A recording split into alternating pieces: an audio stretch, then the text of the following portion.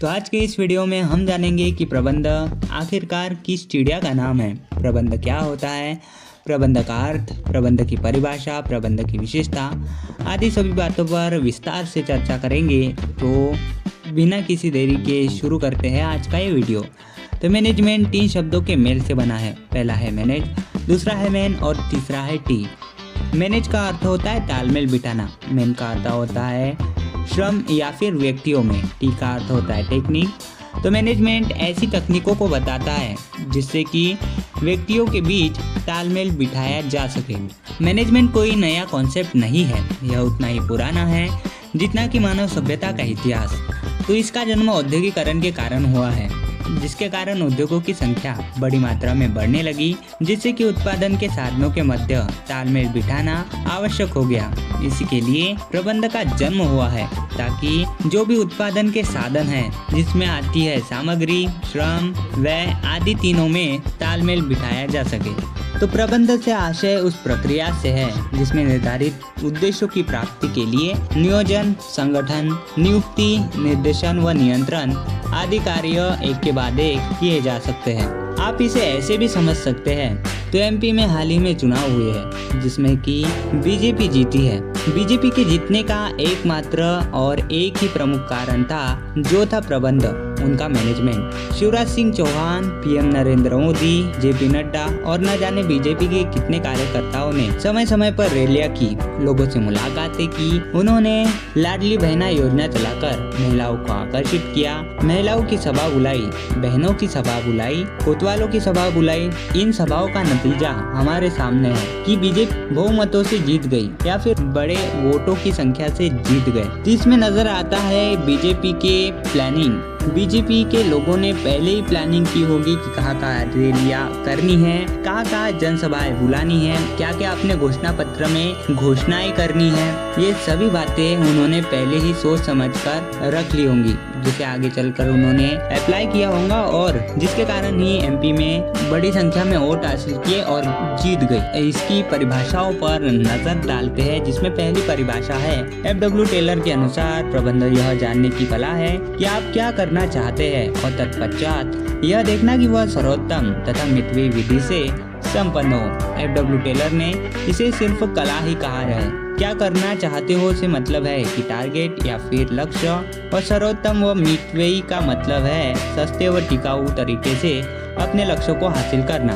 दूसरी परिभाषा हमारे सामने आती है रॉलेंस एप्ले के अनुसार प्रबंध व्यक्तियों का विकास है, न कि वस्तुओं का निर्देशन। इसके बाद तीसरी परिभाषा है लुईस एलन के अनुसार प्रबंध वही है जो प्रबंधक करता है। इसके बाद आखिरी परिभाषा है हेनरी फ्योल के अनुसार प्रबंध से आशय पूर्वानुमान करने, योजना बनाने, संगठन करने, आदेश देने, समन्वय करने तथा नियंत्रण करने से होता है। तो अगर हम हेनरी फ्योल की परिभाषा देखें तो इसमें हमें प्रबंध के प्रमुख कार्यों के बारे में जानकारी मिल जाती है, जिसमें पहला पूर्वानुमान करने से है प्लानिंग, योजना बनाना यानी प्लानिंग ही है, संगठन यानी ऑर्गेनाइजेशन, आदेश देना यानी डायरेक्शन, समन्वय कोऑर्डिनेशन, नियंत्रण यानी कंट्रोलिंग।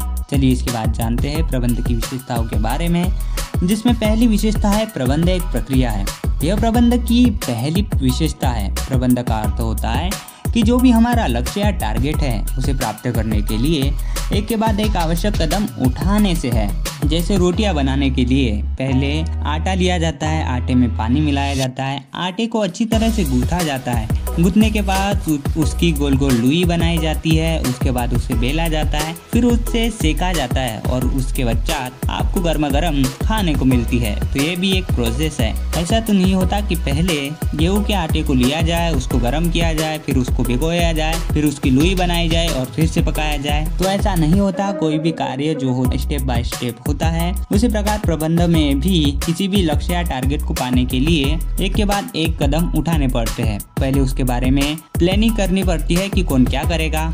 इसके बाद बारी आती है ऑर्गेनाइजेशन की। ऑर्गेनाइजेशन में यह होता है कि कौन कौन से संसाधनों की आवश्यकता है उस लक्ष्य को पाने के लिए। फिर इसके बाद स्टाफिंग होती है, लोगों को बुलाया जाता है, उनके काम बताए जाते हैं, पद के अनुसार व्यक्तियों का चयन किया जाता है। इसके बाद डायरेक्शन आता है, उन्हें बताना कि काम किस प्रकार करना है, कैसे नहीं करना है, कैसे करना है। इसके बाद कंट्रोलिंग का अर्थ होता है कि जो भी हमारा लक्ष्य या उद्देश्य हमने तय किया था उसे पाने के लिए बराबर से कार्य किया जा रहा है या नहीं, या उसमें कोई गड़बड़ी आ गई है, हमारा कार्य अपने लक्ष्य से भटक रहा है तो उसे उस लक्ष्य की ओर ले जाने का प्रयास किया जाता है, और जो भी गलतियां हुई है उसे सुधारने का प्रयास किया जाता है। इसके बाद है दूसरी सतत प्रक्रिया। सतत अर्थात निरंतर चलने वाली प्रक्रिया। तो प्रबंध एक सतत चलने वाली प्रक्रिया है। तो जैसे आपने सवेरे ब्रेकफास्ट किया होगा, इसके बाद दोपहर में लंच किया होगा, इसके बाद शाम को डिनर किया होगा, तो ये क्रम हमेशा चलता रहता है।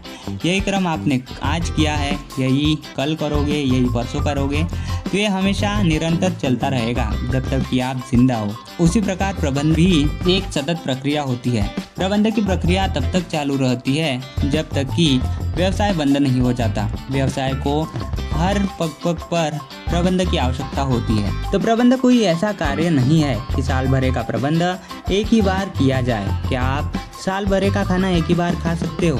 नहीं ना। वैसे ही हम प्रबंध एक साथ नहीं कर सकते, ऐसा नहीं हो सकता। जैसे आपने बहुत सी मोटिवेशन वीडियो देख ली संदीप माहेश्वरी की, कि आप में बहुत सारा मोटिवेशन आ गया और आपने डिसाइड किया कि पूरे साल भर का प्रबंध एक साथ ही एक ही दिन में निपटा देते हैं, तो ऐसा नहीं होगा। स्टेप बाय स्टेप चलेगा। इसके बाद तीसरी विशेषता है प्रबंध एक सार्वभौमिक प्रक्रिया है। जैसे हर व्यक्ति को जीवित रहने के लिए सांस लेनी पड़ती है। सांस भारतीय लोग भी लेते हैं, सांस चाइना वाले लोग भी लेते हैं, सांस अमेरिका वाले व्यक्ति भी लेते हैं। तो जैसे सांस लेना हर व्यक्ति के लिए आवश्यक है, वैसा ही प्रबंध सार्वभौमिक। यह पढ़ाई में भी उतना ही आवश्यक है, यह मंदिर मस्जिद और चर्च में भी उतना ही आवश्यक है, राजनीति में भी उतना ही आवश्यक है जितना कि बिजनेस में होता है। यह हर जगह समान रूप से लागू किया जाता है। इसके बाद है जन्मजात व अर्जित प्रतिभा। प्रबंध को पहले ऐसा होता था कि राजा का बेटा ही राजा बनेगा, मतलब प्रबंध वही कर सकेगा जिसके परिवार में कभी किसी ने प्रबंध किया हो। परंतु यह कॉन्सेप्ट आज के इस युग में 21वीं सदी में बेकार है। अब वह व्यक्ति भी प्रबंध कर सकता है जिसका दूर दूर से प्रबंध से या फिर व्यवसाय से कोई नाता नहीं है। अब ऐसा है कि अरे आज राजा का बेटा राजा नहीं बनेगा, राजा वही बनेगा जो हकदार होगा।